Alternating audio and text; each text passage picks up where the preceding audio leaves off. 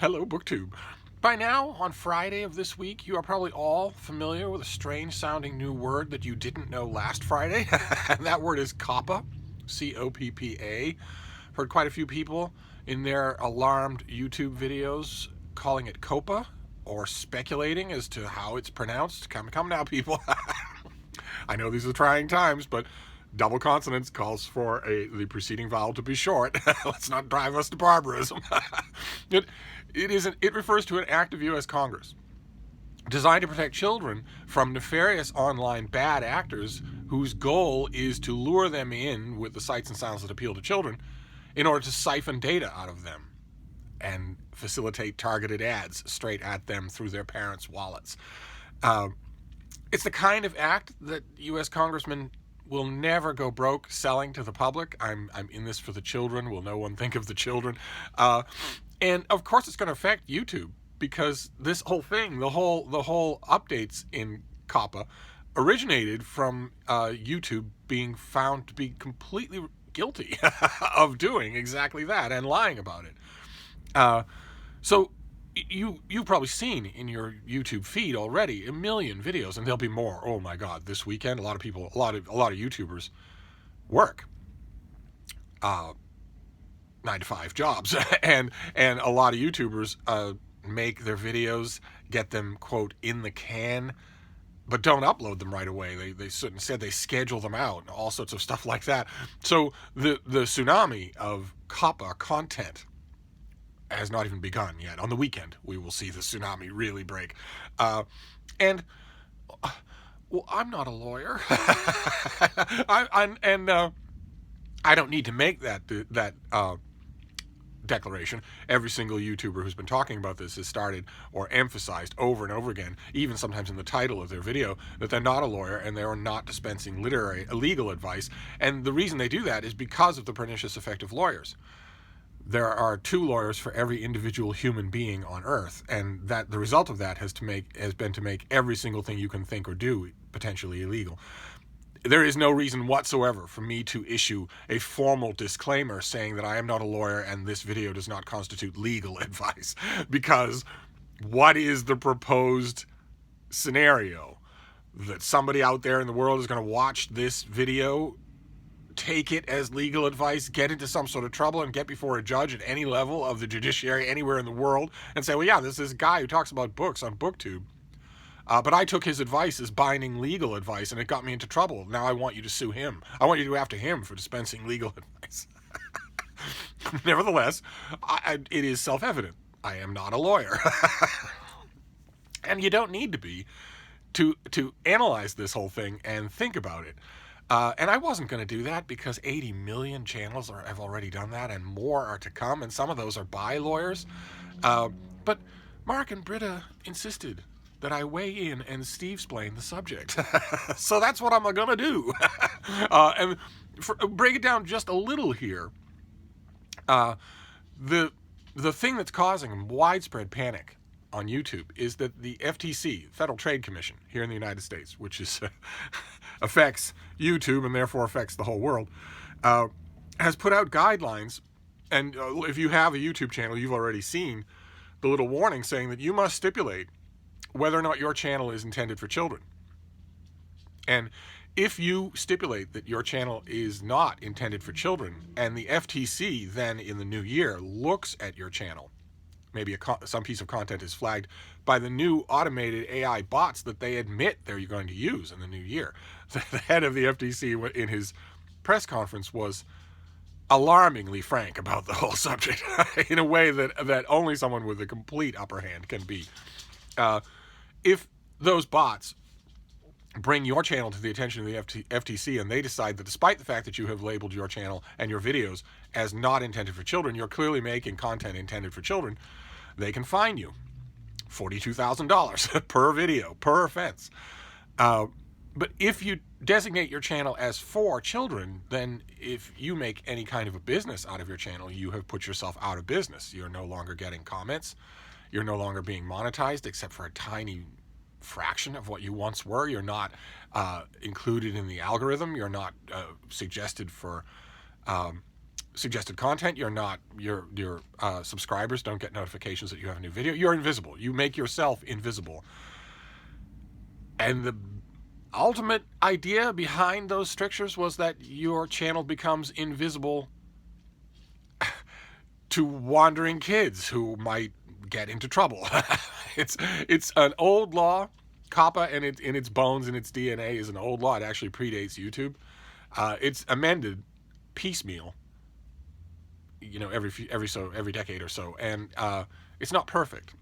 However, I have to admit, when I first heard about this, when I first started seeing a trickle of videos from alarmed YouTubers, and when that caused me to go and read the documentation, after the first couple of videos from alarmed 20-somethings, I realized, oh, no. I need to go and read this myself instead of just living on hearsay. And once I was done with that, I have to admit, my first reaction was not particularly Christian. Naturally, I thought about it in specific terms of BookTube, not broader YouTube. Not at first. I specifically thought about it at first in terms of BookTube, and my very first thought was the people on BookTube who are going to be absolutely torpedoed below the waterline by this new law are exclusively BookTube channels I hate and have hated for a long time. Grown adults who zoom onto camera frame and have cartoony behaviors and cartoony sound effects and a cartoony background and talk about products made for children. In a childlike way, in a childish way, clearly designed to build a loyal following of preteens by acting like lunatics and just calcifying that way. And as far as the FTC is concerned, that's what they're describing as children, as anyone 13 or under. And this is all wrong. At its heart, it's all wrong, but we'll get to that. It's all wrong, and all the wrong in it stems from the first word in FTC. But we'll save some of our rants for the end. My first reaction was that it was, okay, well, you have been huckstering in order to build a financial base for yourself for when you eventually launch a children's book all this time when you've been on BookTube. And you've been lying about it the whole time, saying that isn't what you're doing, saying that you're here for your reader fam and whatnot. So my very first thought was, well, they're done for, because they're between a rock and a hard place. Either they admit that either they designate their channel as adult content when it clearly is not, and run the risk of being charged, well, how many, if you have hundreds of videos, you've been doing this hundreds and hundreds of times, your fine will be, it's $42,000 per offense. Your fine can go into the millions in no time at all. Or those channels designate their channel as for children and lose all their money.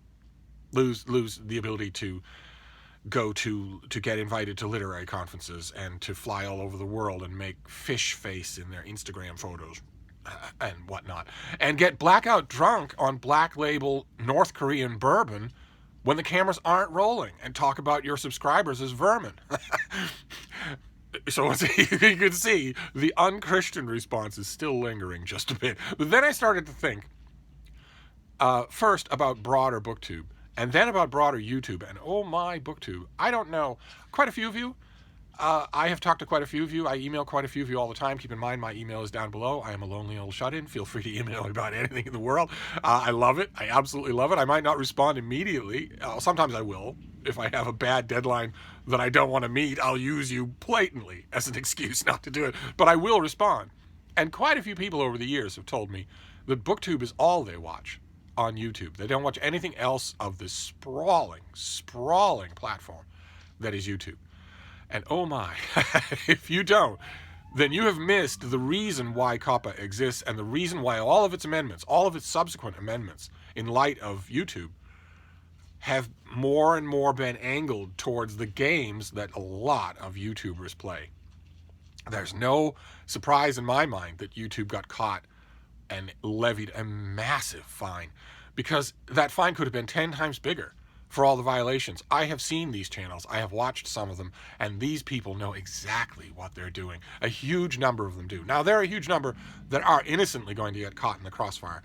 Channels, I've seen a million examples. Channels, Lego enthusiasts. Lego is a children's toy, but nevertheless, it has thousands and thousands and thousands of poorly socially adjusted adult fans, some of whom have made extremely entertaining, knowing adult movies. The Lego Batman movie is not for children. Children will enjoy it, but they'll miss 90% of its content. You have channels like that. You have, for instance, another BookTube adjacent kind of content is comic book channels.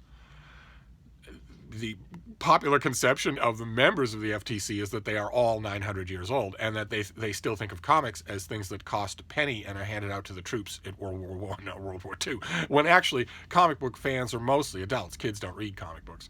And there are a large number of comic book channels on YouTube. I was introduced to a lot of them by Mark Richardson, and have since found a whole lot more.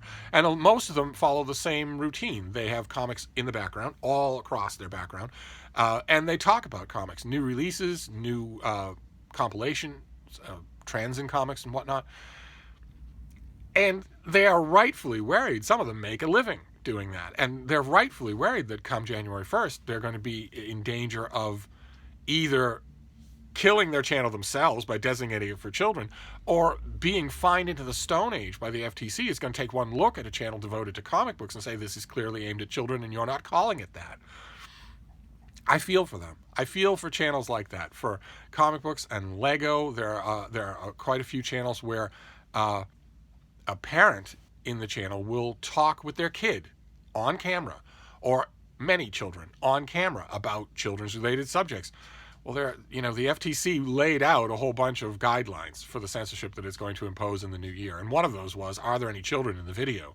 Are you talking directly to children's concerns? Those channels definitely are. And those people, some of those channels, make money off their channel. They have grown an audience carefully and diligently over years into the hundreds of thousands, sometimes into the millions. That plus ad revenue and whatnot will bring you in enough money to make YouTube your career. And those people are now looking at 2020 as the year in which that all ends. Summarily ends, because if they keep doing it, they run the risk of much worse. And if they designate their channel for children, when actually it's not. Their channels are not for children. The channels that I'm talking about are for the parents of children. And the only reason that those creators are family friendly, so to speak, is because they assume the kids will be in the room. I myself, of course, sympathize with that assumption. Over the years, I have been touched more than anything else by this great experience of having a BookTube channel. More than any other part of it, I have been touched by all of you who have sent me pictures or long stories about how you watch my videos with your kids, how your kids look forward to it. I'm called Grandpa Steve, Uncle Steve, all sorts of stuff like that by people, by kids who like watching my channel. I got an email a year and a half ago from one of you. You're watching today, I know you are, and you have your little one with you, and it was so incredible a story. And you sent me video footage so I could watch it happen, where I'm on the big screen, this big plasma screen TV. Imagine seeing this face on a screen that big. It's bad enough on my cell phone, but I show up on that screen, and this one person, and her experience is echoed by a lot of other people who've emailed me. Her little boy, her 5-year-old, marches into the room eagerly, and he has his little block books. And he brings his books with him to watch my videos. Now, he doesn't understand anything about what I'm talking about the actual books themselves. He's a long way away from being able to read, St. Augustine. And if modern American educational systems continue to have their way, he'll never be able to read St. Augustine. He doesn't have any idea what I'm talking about. Instead, the thread running through all of the videos, all of the emails that I get like that is, my kids don't understand what you're talking about in terms of books, but they love to listen to you. You don't talk like most other adults. You're enthusiastic and animated, and you don't talk down to anybody. You don't talk down. They can tell right away. A lot of parents of early teenagers, actually, ironically enough, around 13 and 14, hit that note over and over again in many different countries. So they don't know each other. They're not coordinating with each other. They hit that note over and over again that, I started watching your channel myself, and I liked it mainly because you aren't condescending. You don't talk down to me, even though, let's be honest, it's clear you've read more than I have. You don't consider that to be any kind of moral or personal advantage, and you just talk about books in a way that might interest anybody. And then as I was watching your channel, I noticed, you You don't use obscenities. You don't do any kind of gross innuendo or stuff like that. Occasionally some of the books that you hold up are weird, like Moon Tusk, but only very occasionally. In other words, these people would say, I started out watching your channel myself and liked it for those reasons. Then I realized I could have the kids in the room. They're not going to be dropping F-bombs left, right, and center. I don't do that at all. I don't do that even in person, usually. Obscenities are lazy. It's not some sort of deity that you're offending. It's lazy language. And my whole profession is to avoid lazy language. If you have to resort to that sort of thing, then you're portraying a sort of a poor imagination. When I convey scorn on this channel, it's quite clear. It's quite abundant. It does not require anything that you have to send a kid out of the room for. And that has had people email me this week about COPPA, saying, well, what about you? You know, are you in danger here? You sometimes show kids' books on your channel, and you enthuse about them. And my enthusiasm, unlike some of the BookTube channels that I think are going to be annihilated by this new ruling, my enthusiasm is genuine. I'm not making any money off this channel at all. I don't monetize my videos. I would never charge you to listen to me. Not in a million years. People have also mentioned Frida and my girls before that occasionally an adorable dog will make an appearance in this video. Wouldn't that be appealing to kids? And even if you leave all of that out, there's still what we first mentioned, that you yourself are appealing to children. When you show up on screen, I've seen the video, the clips that some of you have sent me. When I show up on screen, the little ones start patting the table or the rug or whatnot. They just like seeing me. I think I'm just a reassuring old coot. So people have wondered, is this going to affect you? And there is a world of difference between the kind of bigger YouTubers. Now, I mentioned channels like comic book channels, parental instruction channels, Lego channels, that are obviously innocent and are going to get caught anyway. Those people they're being told now by YouTube and the FTC to hire lawyers. Nobody's going to do that. Nobody's going to hire a lawyer. They're going to just leave the platform. A lot of people are going to leave the platform. They're just going to do it. The risk is too great. However, them I feel sorry for. Absolutely. I watch a lot of those channels and I will miss them. But there is a yawning gap between the YouTube channels that the FTC actually has in mind and anything that I do and anything that you do. There are channels, plenty of them online, plenty of them. Video let's play throughs, art channels, drawing channels, pet channels, mini craft channels. There are all sorts of YouTube channels out there with hundreds of thousands or even millions of subscribers that have been doing exactly what the FTC wants to outlaw for years. That's how these people made their business. By making their channel extremely kid-friendly, extremely kid-attractive, video after video after video, when you can see in the back of their eyes that their goal is the parents' wallet. Not the children. Not the children at all. It's become a necrotic habit in some of these people to just act like a goofy cartoon character so that they don't ever drop persona. But their goal is clearly financial, and that makes them villains. That makes them horrible, horrible people. Using children to leverage money is a horrible thing to do. That is exactly what COPPA is designed to stop. And it's been actually kind of funny to watch the YouTube panic videos. The videos that I've seen on YouTube about COPPA, I've watched about 100 of them so far. I don't know why, but I've watched about 100 of them so far. And they seem split, pretty much 90-10. 10% are seemingly rational actors trying to walk you through COPPA. They've still got one beady eye carefully ticked on the click monitor. They still want your audience. They want your eyeballs. They want your attention, but they don't want to be alarmist. And then the other 90% are broader YouTubers, many with huge subscriber accounts, losing their cookies. No pun intended. And it's been funny to watch some of the worst offenders, some of the people who are the ones that the FTC is thinking about. They go on to make a super serious video and they can't drop the shtick. They can't do it. It's become so reflexive that they can't drop the shtick. So you'll click onto a video and it'll be some doofus wearing a costume, wearing floppy cloth ears, and the background of the studio behind him, entirely toys.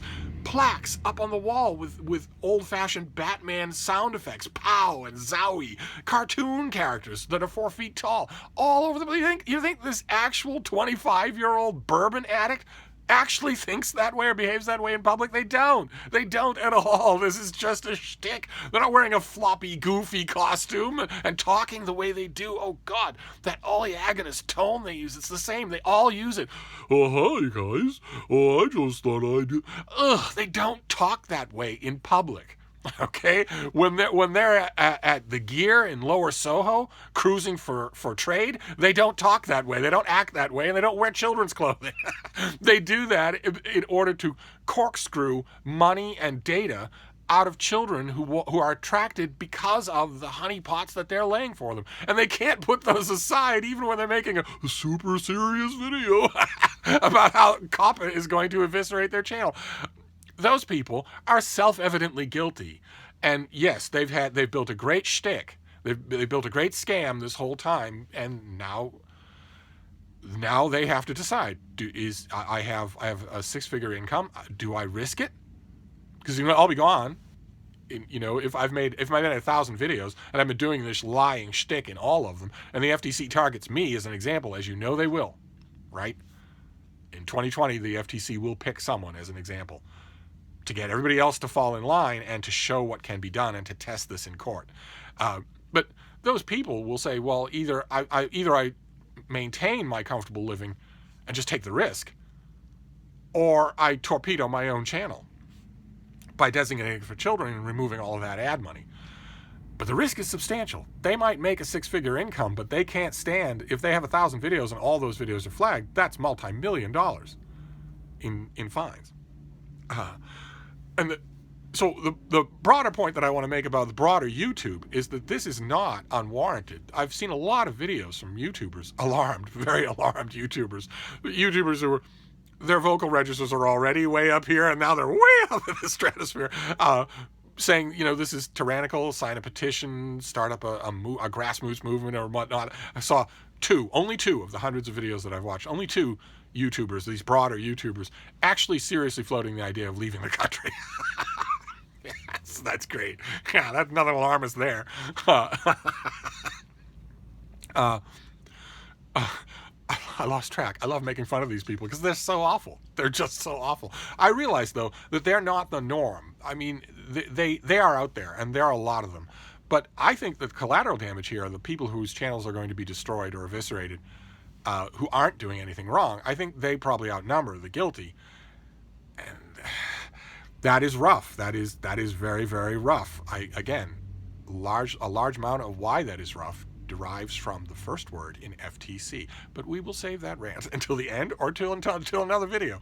The point that I want to make here, that's looking at broader YouTube. When you narrow the focus to BookTube, I think the situation changes quite a bit. I think it changes quite a bit. First of all, aside from the handful of channels that I mentioned that were first to come to my mind when this whole thing came up, the huge majority of channels on BookTube are clearly aimed at adults. They're clearly targeted to adults. We are adults talking to each other about books. And one of the serial misconceptions that I have seen in so many videos is the idea that if your video, not just the ones you're making this week or this month, but any that you've ever done, going back 10, 15 years, ever had anything in it that any child could at any time like, well, then that video could be charged $42,000 and you'd be millions by the time the FTC's done with you.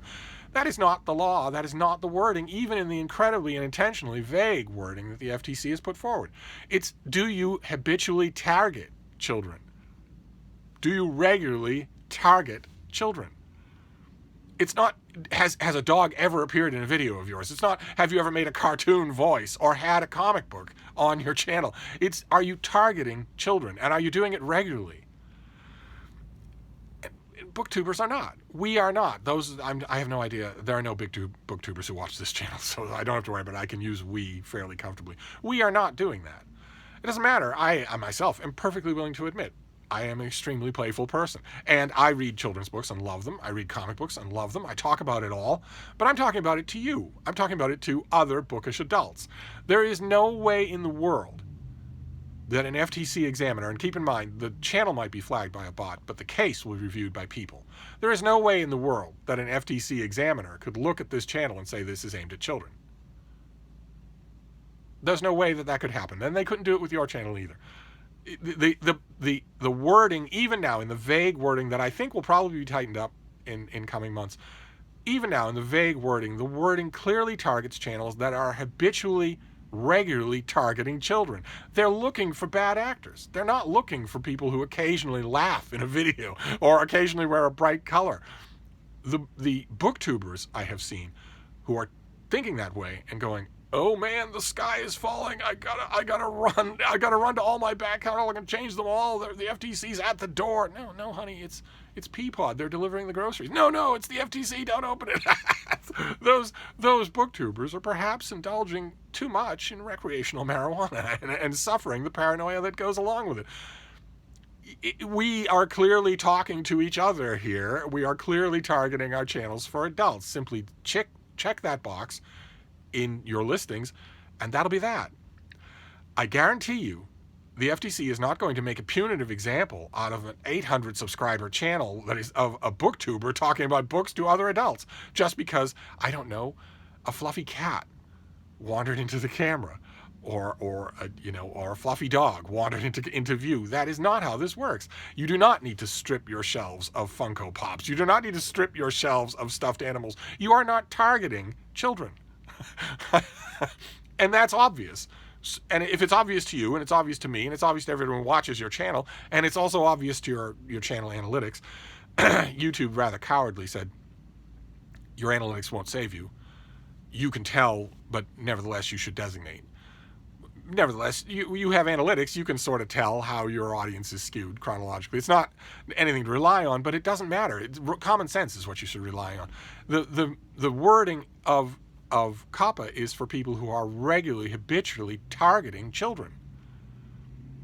In the last, I don't even know, 100 videos that I've made, I have scarcely mentioned anything that a child would be even remotely interested in as the thing that I mentioned.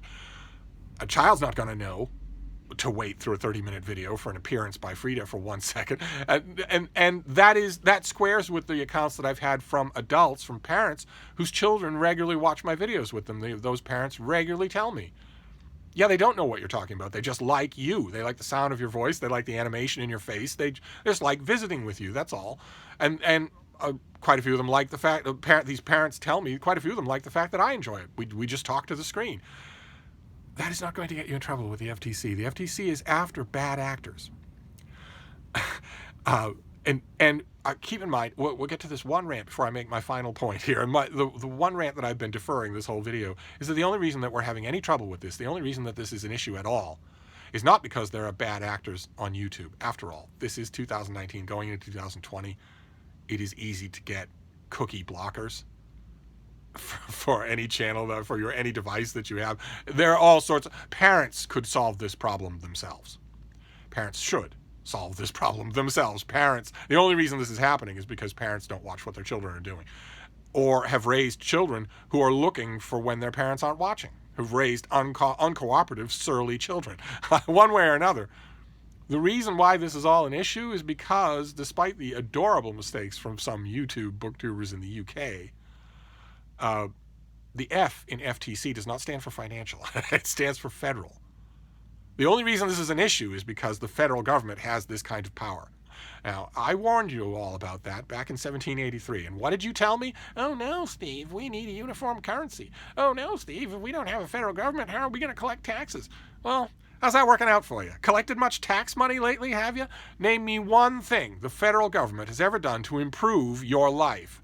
It has done nothing to improve your life. Whenever it gets involved in ways like this, to make everybody scramble, afraid. That's rant number one. And then the point that I want to make here is that, the broader point that I'm making is that I think everyone on BookTube especially is being a little alarmist about COPPA. The people on BookTube who are going to suffer from this new change in 2020 are exactly the people that we all know are going to suffer from it. It's not any of us, okay? It's not any of us.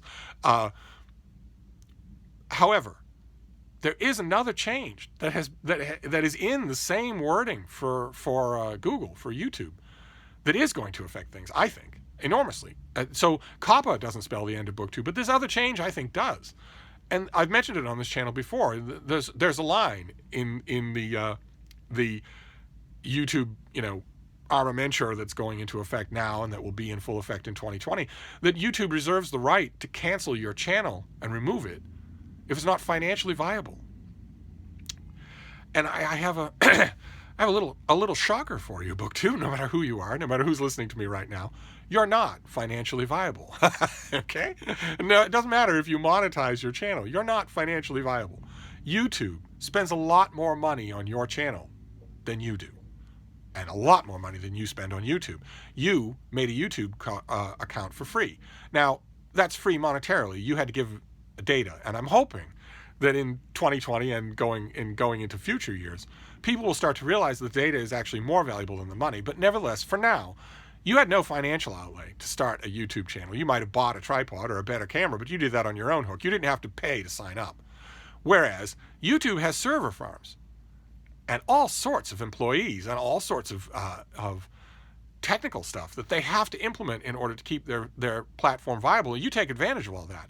You are not financially viable. You are a drug on the system. YouTube is carrying you and millions of other channels because it wanted to build a large audience. Well, it's done that. It also wanted to nurture future superstars, people that would, in fact, be financially viable. It now has done that. It has hundreds of thousands of such stars. Whole TV channels of their own, premier content, professional, well-packaged content that is YouTube exclusive. And just like, here in the United States, ABC or the BBC, if you're in London and you walk into the BBC headquarters and you say, well, hi, I'm Joe Schmo from South Croydon, and I've got a great idea for a show. So I'm figuring I'll need a half an hour on Monday, Wednesday, and Friday, unless I have a cold on Friday, in which case I won't show up. So if you could just block that out, the very polite BBC security guards would throw you out on your head. And if you went to New York, you went to ABC studios and you made the same demand, this being America, the very polite ABC security guard would shoot you several hundred times before the police showed up. So you would die a violent death as a bloody rag on the floor of 30 Rock or whatever. You can't do that anymore. There was a time in the very wooliest early beginnings of most public broadcast or commercial broadcast networks where you might have been able to, but they might have been able to do some variation of that, but not anymore. Not anymore. You have professional marketing agencies who work for years pouring millions just into a pitch for a show, for a network, and it gets turned down. And hundreds of others do too. We're all there right now. This is ceasing to be the Wild West. The idea that you could just set up a YouTube channel and use YouTube to broadcast your channel all over the world, maybe grow thousands of subscribers, those days, I think, are numbered. And I think we've seen that slowly working, right? With every adpocalypse, every so-called adpocalypse, YouTube is massaging its model closer and closer to being purely professional, with no amateurs. Well, you're an amateur, and so am I. And so is everybody else on BookTube, almost everybody else. Where if YouTube actually pushes that not commercially viable, we'll all be gone. And it won't matter whether you were children friendly or not. Our channels will be deleted anyway as deadweight. That is what I expect to happen. Maybe not in 2020, but it could. That not financially viable is already in effect. It will start to be policed in 2020. And well, think about your own channel, or think about my channel. Or I think about my channel. My channel is not financially viable at all. I talk to you several times every day. I earn YouTube virtually nothing for that. Virtually nothing.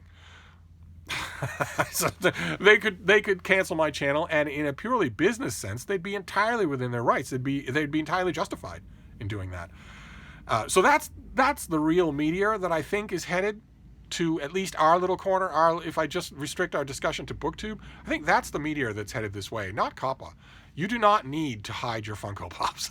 This is not the all-seeing eye of Sauron that is turning to your back catalog in a channel about, adult books that has 1,500 subscribers. This is not that. This is not that. But by the same token, that kind of a channel, the kind of channel I just described, is not a financially viable thing for a massive corporation to keep carrying. That's the thing I think we need to think about and to worry about. Maybe not to worry about, but certainly maybe to plan for. What would we do if in 2020, let's say in February of 2020, YouTube decides that none of our channels are financially viable and just removes them? What would we do? I presume you would all agree with me that we want to preserve our community. This community is fantastic. Where would we go? That's worth thinking about. I have no ideas myself, but I mean, I've seen some floated around, like something called Twitch or Instagram. Wouldn't be quite the same, but you never know. Anyway, those are my 2 cents and quite a bit more. That is me, Stevesplaining COPPA for you. So sorry about the length of the video, but it's a complex legal subject. I thought you needed the best legal mind on BookTube to not dispense legal advice. And we'll get back to talking about books right away. The sooner the better. Thank you, BookTube.